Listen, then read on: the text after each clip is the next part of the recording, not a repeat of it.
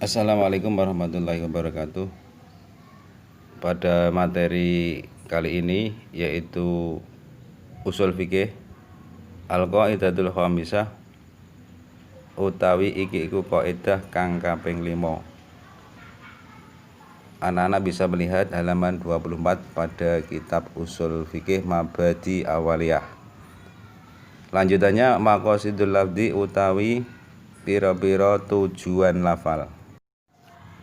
Ala niyatil lafidhi iku tetep ing atase niate wong kang nglafalake.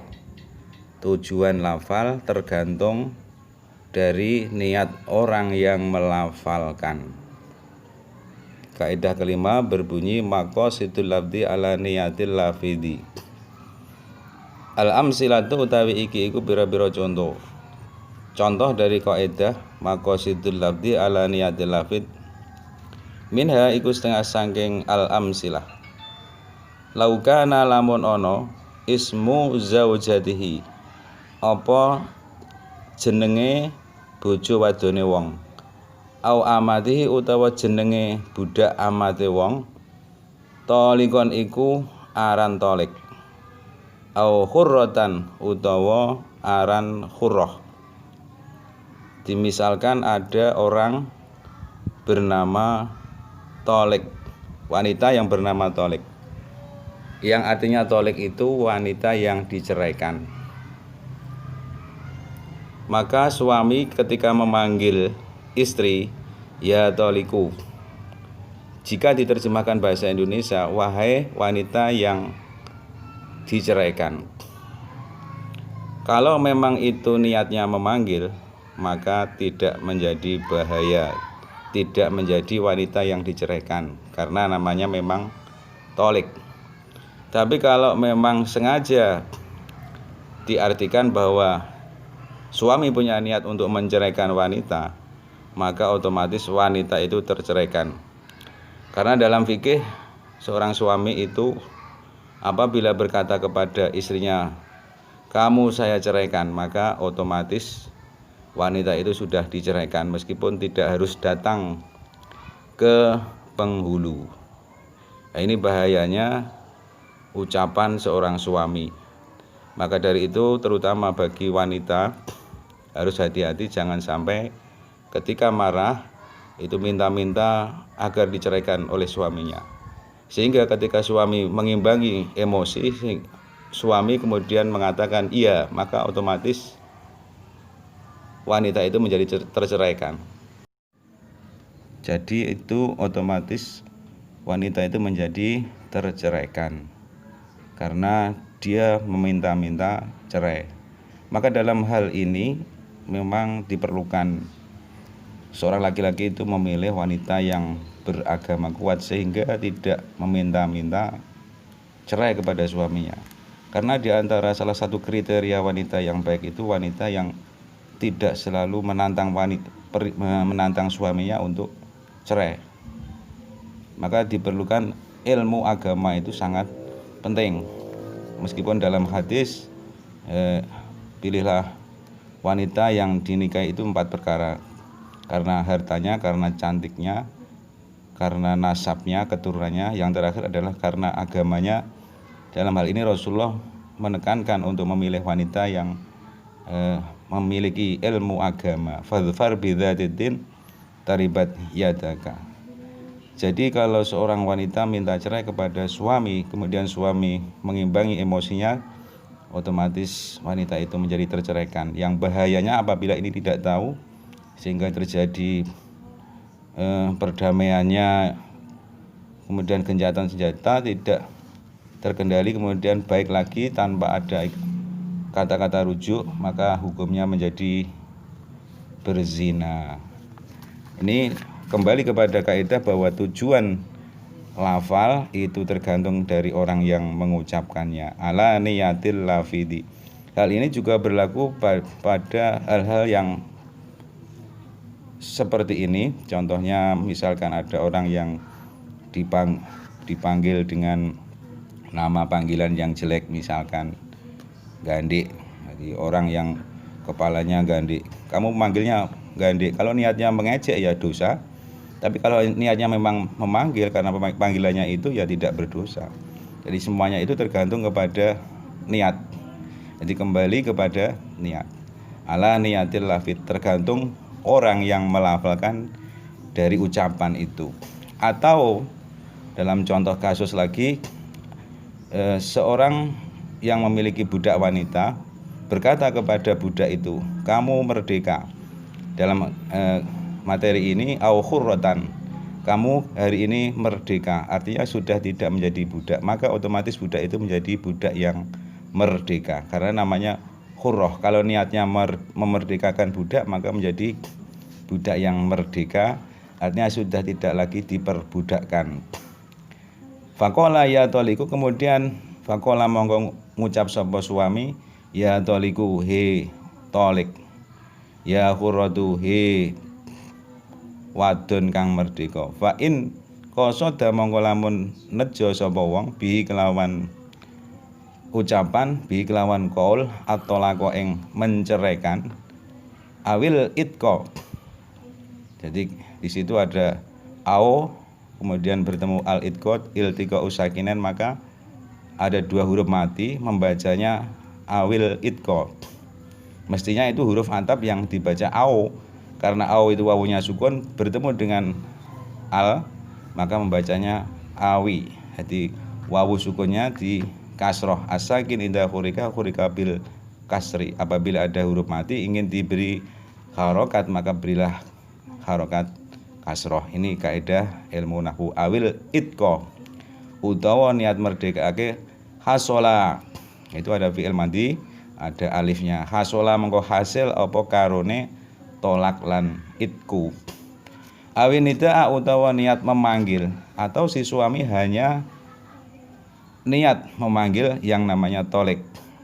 Atau seorang majikan berkata kepada budaknya khurrah, hanya niatnya memanggil, tidak bertujuan untuk memerdekakan, maka yang diperhitungkan adalah niatnya itu sendiri. Fala monggo ora hasil. Awin nida utawa niat manggil, fala monggo ora hasil. Kemudian selanjutnya min haiku setengah saking al amsilah, contoh dari kaidah laukar roro lamun bulan baleni sapa wong lafdot tolaki ing lafal tolak salasan kelawan kaping telu, bila advin kelawan tanpa huruf ataf, kelawan tanpa kata sambung. Fa ing qasada mongko lamun nejo sapa wong bi kelawan lafal al istinafa ing ngawiti guneman, waqo mongko tumiba apa asalasu talak telu sekaligus. Awit takkida utawa niat naukidi nguwatake ucapan, nguwatake lafal. Fa wahidatun, yen niate iku mung kanggo nguwatake ucapan, fawahidatun mongko iku tolake direken siji. Kembali kepada fikih, bahwa di dalam fikih itu laki-laki mempunyai kuota talak 3 kali. Artinya kalau sudah pernah menceraikan istrinya 1 kali, masih ada kesempatan dua kali menceraikan. Jika wanita sudah diceraikan 3 kali, maka sudah tidak bisa dinikah lagi, namanya talak bain. Nah sekarang misalkan ada seorang suami berkata kepada istrinya, kamu saya ceraikan 3 kali. Apakah ucapan 3 kali itu termasuk talak yang langsung 3 atau dihitung 1? Semuanya kembali kepada orang yang melafalkan. Ala niyatil lafid, tergantung kepada orang yang niat melafalkan dari cerai. Kalau niatnya adalah mengucapkan 3 kali itu langsung menceraikan 3 kali, maka otomatis wanita atau istrinya itu menjadi terceraikan 3 kali yang tidak boleh dirujuk lagi. Kecuali kalau ada wanita itu dinikah laki-laki lain dan diceraikan 3 kali dan baru dinikah, itu boleh. Atau kalau sang suami tadi mengucapkan talak kepada istri 3 kali mengucapkan 3 kali hanya niatnya untuk menguatkan lafal yang diucapkan, maka jatuhnya talak 1, hanya dihitung 1 saja. Kemudian selanjutnya agak cepat, min haiku setengah sangking al-amsilah. Lau kola lamun ngucap sapa wong fis sholati ing dalam salat, oleh ngucap bina demil Qur'ani kelawan urutane Qur'an, walam yaqsid lan ora nejo sapa wong siwahu sakliyane nazmil Qur'an, fawadihun mongko iku cetha. Wa in qasada lamun nejo sapa wong bi kelawan qaul atafima ing aweh faham, faqatu mongko bloko batalat mongko batal apa salat. Maksudnya begini, apabila kamu sholat, kemudian yang kamu baca setelah Fatihah itu surat-suratan. Misalkan yang dibaca itu surat Yasin. Jadi kamu baca, kebetulan yang kamu baca itu surat Yasin, kamu baca keras. Di tengah-tengah kamu sholat itu ada orang temanmu datang bertanya, "Montormu nduk dadakno ngendi?" Terus kamu mengucapkan Yasin. Nah, seolah-olah kamu itu memberi tahu bahwa motormu itu nduk bengkel nggone Kang Yasin. Padahal kamu itu niatnya adalah membaca surat di dalam surat sesuai dengan urutan binazmil Qur'ani, sesuai dengan urutan Quran. Jadi kalau niatnya memberi faham maka batal sholatnya, tapi kalau niatnya itu memang membaca surat Yasin tidak untuk memberitahu kepada orang yang tanya, maka sholatnya tidak batal. Wa in qasodahuma apabila menyengaja keduanya ma'an khale bareng, lam tabtul mongko ora batal apa sholat. Fa in atlaqa mongko lamun mutlakake sapa wong fal as-sahhu mongko utawi pendapat kang lebih sahih al butlanu iku batal. Nahwu qouli ta'ala sepadane dawuh Allah Ta'ala, udkhuluha bi salamin aminin al-Hijr.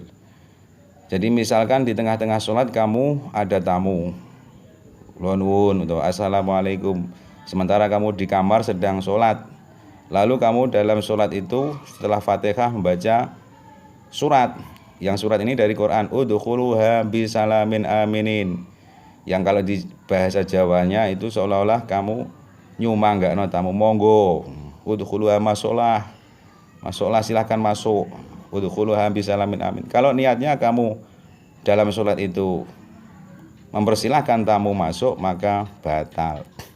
Tapi kalau memang sengaja memang itu yang kamu baca ayat udkhuluha bisalamin aminin, maka tidak batal.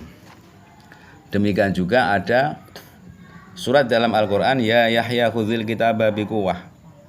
Ya Yahya khudhil kitaba biquwah. Misalkan di tengah-tengah kamu sholat itu ada temanmu bernama Yahya. Yahya itu tahu bahwa kamu sedang sholat, tapi dia ngotot bertanya bahwa kamu pernah pinjam buku kepada Yahya. Bukuku nduk kok endi? Lalu kamu dalam surat itu membaca, ya Yahya khudhil kitaba biquwah. Wahai Yahya, kitab itu bisa kamu ambil. Kalau yang kamu baca tadi itu memang Al-Quran dan tidak ada tujuan untuk menjawab pertanyaan, maka tidak batal. Ini semuanya kembali kepada kaidah ala niyatil lafid, bahwa lafal itu tergantung dari orang yang melafalkannya. Minha iku setengah saking al-amsilah idza aqoba nalikane ngiring-iringi sapa wong an-niyata ing niat bil masyiati kelawan kehendake Allah, insya Allah atau lafal insya Allah. Jika ada orang di dalam niatnya puasa, niat sholat kok ditambahi lafal insya Allah. Insya Allah ini artinya jika Allah mengizinkan, atau nek lamun Gusti Allah ngersakake. Niat poso, nah itu sama godin insya Allah, ditambahi insya Allah. Ini fa inna wa at-ta'liqa, fa inna wa mongko lamun niat sapa wong at-ta'liqa ing gantungake, batalat mongko batal apa niat. Awit tabaruka utawa niat ngalap berkah, fala mongko ora batal. Jadi lafal insya Allah itu memang biasanya digunakan ketika orang berjanji atau misalkan dapat undangan, insya Allah saya hadir. Tapi itu kalau undangan ini berkaitan dengan niat ibadah, maka tidak seyogyanya ditambahi insya Allah. Jadi niat tidak usah ditambah insya Allah. Kalau niatnya itu memang menggantungkan, artinya jika Allah menghendaki maka menjadi batal. Tapi kalau niatnya hanya untuk mengalap berkah, tabarruk, tidak batal. Au atlaqat utawa niat utawa mutlakake sapa wong fa as-sahuha monggo utawi kang luwih sahih batalat iku batal apa niat. Qala sallallahu alaihi wasallam dawuh sapa kanjeng Nabi Muhammad sallallahu alaihi wasallam, idza syaka nalikane mamang ahadukum sapa salah suwiji ira kabeh fi sholatihi ing dalem salate ahad. Walam yadri mongko ora ngerti sapa ahad ana ta shalla ana ta salat sapa ahad salasan ing 3 rakaat am arba'an utawa 4 rakaat.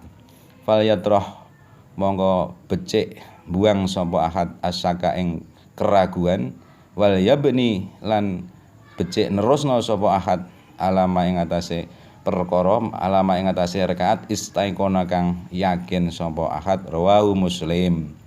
Artinya jika salah seorang di antara kamu sholat kemudian di dalam sholat dia ragu apakah yang dikerjakan itu sudah 3 rakaat atau 4 rakaat.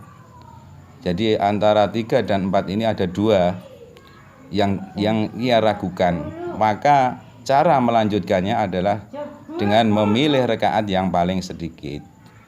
Misalkan saya sholat ini sudah 2 atau 3, berarti baru 2. Saya sholat ini 4 apa sudah 5 rakaat ini, maka yang dipilih yang sedikit. Wal yabni ala mastaikona. Demikian pertemuan pada kali ini. Semoga anak-anak senantiasa tetap bersemangat meskipun situasi corona, dan kita mohon kepada Allah semoga kita semuanya dihindarkan dari wabah corona. Allahumma khallisna min waba'i corona, amin ya rabbal alamin. Assalamualaikum warahmatullahi wabarakatuh.